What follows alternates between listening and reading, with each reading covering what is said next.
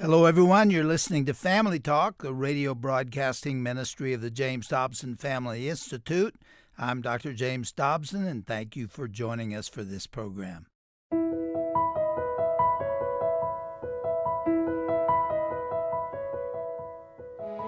When you walk into a stereo store, you walk into a furniture store, you walk onto the car lot, these people don't walk up to you and say things out of their mouth that they say on accident. They've been trained on how to handle that conversation. And if they don't affect the sale, then their existence is not paid for and they don't get to stay. Poor salesmen have skinny kids, and so they're going to learn how to sell. They're going to learn how to assist you in that purchase and guide you either with your spouse or against your spouse, whatever's to their benefit in that process. Some do it with scruples and with a lot of class, and others do it without ethics. Well, no doubt that clip gave you a hint about our topic for today, personal finances and the way we spend and manage our money. What kinds of decisions are you making every day that affect your financial future? Financial issues can threaten even the strongest marriages. So that's why we want to bring you this practical advice for money management today here on Family Talk. Your host, psychologist and author Dr. James Dobson, sat down with Dave Ramsey to delve into this issue a few years ago, and we're airing their conversation again in today's classic broadcast. Dave Ramsey offers timeless, biblically based advice to address financial topics. For example, listen how he talks about those small impulse purchases we might not even think about. Well, it's the little foxes that spoil the vine, Proverbs says. And it's those little things. If we build those up, it becomes a lot, a penny saved kind of a thing from a Benjamin Franklin quote. But yeah, it's huge. And again, it's not going to cause you to bankrupt if on a hot day you happen to bump into a barrel full of ice that was strategically placed there on a planogram, by the way, and you reach in and pull out a nice soft drink and ice drops off the side, and so in your mind you visit the commercial where you fall off of a tire swing into a pool, and that's what happens. And so this is going to be refreshing, is the message to my subconscious. It's been played over and over and over and over and over and over and over and over and over, and or the high caffeine thing. I'm going to get a jolt. I'm kind of down. I'm kind of tired. But again, you've just got to be aware. It's not to say we can never purchase anything, that we can't enjoy our money. God loves us. He wants us to enjoy our money, but we just don't need to be victimized by somebody who's thinking while we're not. Well, that's just a taste of what's coming up in today's broadcast here on Family Talk. But before we get started, let me tell you a little bit more about our guest. Dave Ramsey is the host of his own nationally syndicated radio program, which garners millions of listeners every day. Due to his success, he was inducted into the National Radio Hall of Fame back in 2015. Dave has also authored 7 New York Times best-selling books on the topic of financial freedom. The basis for today's discussion is one of those books called The Total Money Makeover. In it, he tells the story of how he and his wife experienced the dangers of impulse spending and debt firsthand. By the time he was 26 years old, Dave Ramsey was a multimillionaire, but he lost it all by the time he was 30. Well, now he's back on top again and sharing the secrets of his financial peace with others. Dave and his wife Sharon have been married over 30 years, and together they have 3 children. I can't wait to hear his story once again. So here now is Dr. Dobson's discussion with financial expert, author, and speaker Dave Ramsey on today's classic edition of Family Talk. Well, Dave, it is our pleasure to have you on our program again. I enjoyed talking to you and Ron Blue the last time you were here, and you have an awful lot to say to us. First, I want you to tell us how it was that you managed to make $4 million by the time you were 26 and blow it all in 4 years. How'd you get that done? How can you mess up that bad? Oh, my goodness. Well, we started with nothing. My wife Sharon and I, like most people, you remember, we ain't got money, honey, but we got love. And we were eating off a card table driving a 1902 Pinto, and I started buying and selling real estate, and I did. I got rich just doing real estate deals. We had $4 million worth of real estate, about $3 million worth of debt, so I guess that technically made us a millionaire, but we had no money. It was all in real estate, and then the bank got sold to another bank, and the short version is we spent the next 2.5 years of our life fighting with every ounce of energy that we had to do the right thing and pay our bills. And no matter what we did, I had done dumb with so many zeros on the end that I didn't have a way to recover. And so we crashed and burned and were foreclosed on, sued, and finally were bankrupt. And you really did find that this undermined your marital relationship. There was conflict between you that threatened it or just created a lot of angst? That might be the understatement of the week. We about killed each other, Dr. Dobson. She's from East Tennessee. Frying pan throwing there's an Olympic event. You know, it's Well, you talk in this book about the fact that a man should listen to his wife. Was this a case of you're not listening to yours? That was one of many financial principles that I later learned. At the bottom of that mess, I met God on the way up, but I got to know him on the way down. And so at the bottom of that mess, I started reading people like Ron Blue and Larry Burkett. And one of the many financial principles we uncovered out of the Bible was that, a smart guy listens to his wife, a virtuous wife, from Proverbs 31, and he will have no lack of gain. And so, no, I didn't listen to her, and she didn't listen to me much either. So we weren't on the same page, and there we found ourselves broken, and beat up, and abused, and everything else, and we had to start our lives over, and we got a new life in Christ.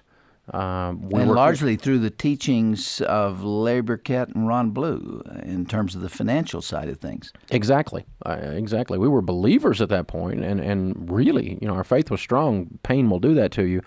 But then that metamorphosis, that sanctification, if you will, starts taking place where Christ starts invading your life and starts becoming you in your life. And wow. That over the last few decades now, that's been an incredible trip. You have used a phrase in the book that we've all heard, but you have your own meaning of it, having to do with buyer beware. Why did you put such emphasis on that? Well, I came from a real estate background. My parents were real estate brokers when I was growing up. And one of the things in the old days you learned on the test was that when a buyer is coming up to a seller's house, both agents typically represent the seller in the average transaction. And so we were taught buyer beware, caveat emptor, which is the Latin for that. In other words, the buyer, doesn't necessarily need to be cynical or anything, but just to be aware that not everybody's looking out for them. And it turns out, as consumers out here walking around through the mall or across the car lot, not everybody's looking out for us. And there are a lot of them out there that want your money and want to separate you from it. And if they're not good at it, the marketplace is so competitive that they go out of business. They have to separate you from your money. It's a matter of business survival for them, because if they don't, then the next donut shop down the street will. Yeah. And once that happens, if you don't win that competitive battle in the marketplace for the consumer dollar, you go broke. What are some of the ways they go after your money? Well, it's things that we kind of all know, but I think we just need to be aware and be wary, be as wise as a serpent in that process. And, basic things like personal selling. Teaching people to sell one-on-one is not an evil thing, but you need to understand that when you walk into a stereo store, you walk into a furniture store, you walk onto the car lot, these people don't walk up to you and say things out of their mouth that they say on accident. They've been trained. Some do it with scruples and with a lot of class, and others do it without ethics. And your impulsivity plays right into their hands. That's what they most want you to do, is not to think, not to go home and spend a night and the next morning waking up fresh and being able to think things through again, or being able to work it through with your wife or look at your financial situation or to pray about it. What they want is a decision out of you as quickly as possible. The car dealers, for instance, know that if you leave the lot promising you'll come back after you think about it, they know that 88% of the time, according to the National Auto Dealers Association, you won't be back. And the car salesmen call you they're be-backs. That's what they name you as you leave, be-backs. So when you get ready to leave the car lot, if you look down and there's something hanging around your ankle and it looks like the salesman, that's why. He's holding onto your leg. He doesn't want you to leave because he knows you won't be back. He's got to strike while the iron is hot. And what happens there's even a physiological application to this. When we buy things, we get excited. Especially major purchases. There's a little bit of a high. It's kind of fun. Your heart rate changes. You get a little perspiration in your palms and across the top of your lip. Your eyes dilate a little bit. Endorphins and proteins are released. There's a thing that happens in your body, called excitement. And there's a chemical change. And if they don't help you act on that, when you calm down later, you won't make the buy. And the more you're spending, the more adrenaline is pumped through your veins. Exactly. And the more you're spending relative to your situation. Yeah. That's the thing. I mean, if a billionaire spends $100,000, that might be like somebody else buying a Happy Meal, but it's relative to your situation. Now, let's make it clear, you're not disparaging salesmen. We No. got a lot of salesmen who are listening to us. They make a living doing this, and somebody needs to do that job. And it's an honorable work. But you also need to know that you don't need to buy everything that somebody wants to sell you. Right, and every dress that's supposed to look good on you may not. The answer is maybe, yes, you look fat in that. It could be the answer, but you'll never hear that. Well, how do we deal with these messages that are impinging upon our senses all day, every day? Well, I think we've got that, and then we've got the easy financing, the easy payments. These things have collided. And so we've kind of just gone through the scriptures and with a little bit of good old common sense, horse sense, come up with about 5 or 6 things that if you'll do these things when you're facing a major purchase right in the face, if you'll do these, you'll calm down, you'll slow down, and you'll make the purchase biblically. And then you can buy from a great salesman. And it's a process you enjoy, and it's an item you love, and you look back on it, and it's, you it's have no regret. It's not something that causes a fight in the family. It's not a problem later. You refer to financing as a marketing tool. I've never thought of it in those terms. Why is the financing of something that you're purchasing a part of the marketing pitch, if you will? Well, it's easy payments. I don't have $100, but I can make 3 easy payments of $29. I don't have $6,000 to buy a car, but I can make those easy payments a month. And we've all heard people say it. Some of us have said it, where we say things like, oh, I can afford it. And they didn't mean they had the money. They meant they could have thought they could afford a payment. And so then Some people don't even ask how much the total cost is. They just want to know, can I make the payments? We've quit asking how much. We ask how much down and how much a month. And that's how car fleecing got popular. The car fleece is absolutely ridiculous because it's almost nothing down and a lower payment. But it's the worst deal on the car lot, financing-wise, according to Consumer Reports, Smart Money Magazine, and my calculator. And so when you start unpacking these 90 days same as cash things, 88%, a friend of mine at a finance company the other day told me 88% of these 90 days same as cash deals convert to payments at the finance company. And the finance company deals aren't deals. This is 24, 38%. And they back you all the way back to the start of the thing, and you pay payments. And boy, it just snowballs then, and the bad decision begins to get worse and worse and worse. So 90 days same as cash is not same as cash. You are paying for that. You know what? I can walk into a furniture store with couple of $100 bills or a couple of 50s and fan them out in front of the manager, and I'll find a bargain. 90 days is not the same as cash. So the matter of credit, again, we talked about that the last time you were here, but buying things you cannot afford really shouldn't be bought. Well, that's step one. If we were going to say there's 6 things or 5 things, this is the 6th one. That's the first thing you got to say is, gosh, if I don't have the money, I can't afford it. Sounds like grandmother, and she had some common sense.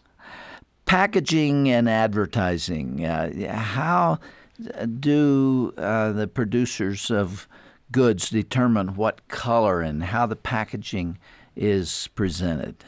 Well, we spend a lot of time. I mean, you and I have books that are out all over the place. We don't just slap a cover on that book. If we did, it'd just be red with yellow letters, I mean, we wouldn't think anything about it. But the layout and the design and the graphic appeal and the message that's delivered off of that's marketing. The shelf position, we're going to put the kids' stuff. I think Wrigley's Gum's probably the first guy that understood shelf position.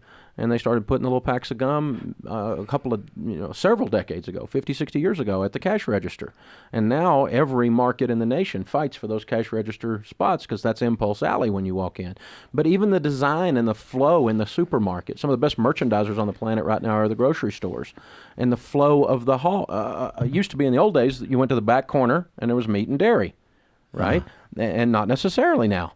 There's a whole different process. They've tracked and they've studied so carefully how the lady or the person doing the shopping is going to work those aisles and how their eye tilts and what's catching their peripheral vision. It's a science, and they're very, very good at it. None of it's evil. It's just that they're excellent at what they do, and we as the consumer wander in there like Gomer Pyle on Valium and come out with a basket load of stuff, You've just got to understand the game that's being played here. Yeah, and it can't be one-sided if you want to win it. You got to know there is a game. And I'm just in there getting some Cheerios, and all this stuff's happening to me, and I didn't know it. And I've been studied like a lab rat when I'm buying Cheerios. and if I realize that, there's no evil intent here. They're just marketing their products, but we as the consumer have to buyer beware. You have talked in this book about the market. We mentioned it a minute ago, the supermarket. There's all kinds of careful advertising that goes on there, and it's all researched and thought through. One thing has to do with brand name products versus generic products. You've said in this book that the generic products really are just as good as the brand name products, and they cost a whole lot less, and sometimes they're made by the same company. Well, absolutely. Now, there's some generic products that are substandard, but not nearly as many as the big brands would like us to. I mean, I don't know if you remember several years ago when the ketchup thing, when the generics first started, there was a brand name ketchup that had this. They're thick and rich, and it ran down the napkin so slowly. And the generic without a label on it is, runs down, and it's all runny and it's full of water, and you'll hate it, and you're getting ripped off. Don't buy that. And but the interesting thing is these supermarkets that put their little private label on it, they don't have a ketchup company. Where do you think they're getting the ketchup? Same place the other guy's getting it. I mean, they're buying it from them. They're relabeling it in a lot of cases. I mean, they don't have a Cheerio store. They're getting those Cheerios somewhere. Those generic Cheerios are coming from somewhere. Now, again, you've got to be smart as a consumer. Sometimes the product is substandard, but many times it's coming out of the same vat. One of the most graphic examples of what you're talking about hit me when I was serving as a member of the National Gambling Impact Study Commission. Ooh. And what they do in casinos to take your money is unbelievable. You have no idea the manipulation that goes on in those places. For one thing, the floor is very unrestful. The carpeting is never beautiful and sedate and the kind of thing you would want in your house or anywhere else. They don't want you looking at the floor. They want you looking up at the machines. There are no clocks in there because they don't want people to recognize the passage of time. And there are just so many manipulative aspects of separating you from your money. And in my view, those places are not honorable, and they're made for people who don't do math. Exactly. People who can't figure out that somebody's making a lot of money here, and it's maybe going to be mine if I'm not careful. When you walk into a $50 million hotel and it's filled with gambling machines, you ought to have a clue right off somebody's paying for that. And they're making a profit somehow here. And again, profit is not evil. Now, certainly in a gambling situation, I agree with you. That's a disaster. Morally, spiritually, mathematically, financially. There's no scale we can put that on that it works for anybody except the gambling institutions, the gambling companies. But even, when we take something that is a valid product, I mean, I'm a huge reader, but I can buy too many books. I can buy more books than I need. And so I've got to think as a consumer what fits in my world with my time schedule and my budget as I walk into a wonderful bookstore, which is one of my favorite places to go. I'm a junkie for books. When I served on the Gambling Commission, there were a lot of reports that were made, and it really was an interesting, although depressing experience, because gambling is just destroying homes and families. We receive so much mail from one spouse who is not a compulsive gambler, who doesn't know what to do about the other one who is. And it's often the man, but not always. Many times it's the woman who is addicted to gambling. But what is really depressing to me is that people think that they're going to win the lottery and that's going to be their retirement program. I mean, if you ask people, what is your retirement plan? I'm going to win the lottery. And they have one chance in 135 kabillion, of that happening. What I was starting to say, though, is that those who hit it, very few do, but those who really hit it, and they've got $50 million, are usually broke within 5 years, which says, in effect, that if you can't live on your income, no amount of money is sufficient. You will always run aground if you can't live on the amount of money that you have. He who hastens to be rich will not go unpunished. 65% of the lotto winners are bankrupt within 10 years, and the divorce rate is fourfold the national average. And when you pull the zip codes where it's purchased, the lottery is primarily purchased in lower-income neighborhoods. Yeah. It's a tax on the poor and a tax on people who can't do math. It absolutely is a sham. And, well, we're helping with scholarships. Great. We have poor people sending rich people's kids to school. This is a really bright idea. And the average lotto player in America is paying $35.84 a month on average in the lotto. Were they to put that in a decent growth stock mutual fund and have their 401k matched at work, they would retire a millionaire. If they would start doing that at age 22 and do it to age 72, they'd retire a multi-millionaire in that case. Not one time out of 135 gajillion, every time they would. Yeah. And what we've got here is we've got state governments and federal governments that have gotten in the business of selling false hope and misleading their population in the process. It's a way of raising taxes. It's a disaster. And it's a tax on the poor. It's the most regressive of all taxes. Our commission went into the inner city and stood around some of the liquor stores and places where they have the lotto machines. And when the Social Security check and other welfare checks arrived, people were lined up for a city block to put their money in those machines. And those are the people that are being exploited. It is the exploitation of the poor. And yet America has decided it's a great idea, and it's spread all across the country and around the world. And it's going to blow. It's happened 2 previous times. There have been 3 epidemics of gambling. The other 2 have blown up. This one is going to blow too when people finally realize they've been had. Well, and on a personal note, it's real simple. If you want to become wealthy, try to find out what wealthy people are doing and do that. And go look at who's standing in the lotto line. There's nobody standing there with Rolex watches and Armani blazers driving up in a Mercedes. If it worked, rich people would be in the line. It doesn't work. Okay, that's the deal. This is a bad idea. Huh. Well, Dave, we're on a roll here, and I've been throwing things at you as fast as I could, but I've still got notes in front of me that I haven't gotten to, and it concerns things that our listeners are going to hear about, and we'll pick up right where we leave off today. Is that all right? Absolutely, sir. We'd be honored. Again, what impresses me most is that the principles that you teach come right out of Scripture. And you make no bones about that, even though you are heard on secular radio for the most part, and you still give credit where credit is due. Well, it's not mine. I stole it all from God and your grandmother. I've done the same thing. We've got a wonderful relationship. I steal his ideas, and then I get the credit. So, it's a pleasure to get better acquainted with you. Thanks for being our guest again. Thank you, sir.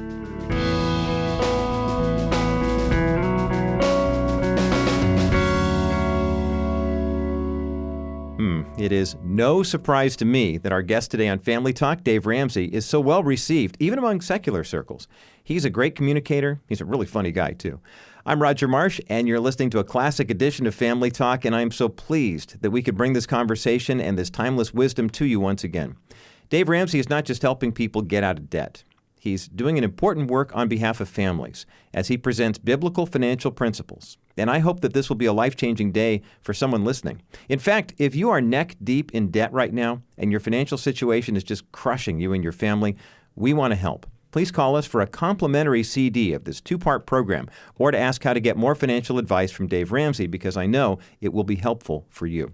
It's easy to reach us. You can call us at 877-732-6825. Again, 877-732-6825.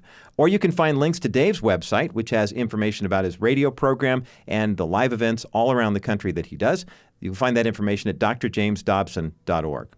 Now, we can only offer these CDs, of course, for free because of generous listeners who are able to support us at this time. So if that's you, please help us to help others who are going through a difficult financial time. Donate online at drjamesdobson.org today. And thank you so much for your partnership. And be sure to tell one of your friends to tune in tomorrow for the second half of our conversation with Dave Ramsey as he reveals the source of many of our personal financial troubles. I was in the grocery store the other day, and I saw this little kid in there. He's a little toddler, and he's having one of those moments that they have. And he doesn't know how close he is to getting it. I can tell Mom's getting ready to get after him, but he's screaming and throwing a fit, and I want it, I want it, I want it, I want it. And it suddenly occurred to me that little kid, that we all know him, we've all seen him, he lives inside of me. And when I was standing in front of that HD Bose surround sound plasma screen the other day, he woke up and he started having his own little fit right there in a Dave body. That's kind of embarrassing. And I've seen people do that in furniture stores. It's embarrassing to watch a 54-year-old woman have a temper tantrum. But you know, and that little kid's name is I want it now, immaturity. That's next time on Dr. James Dobson's Family Talk.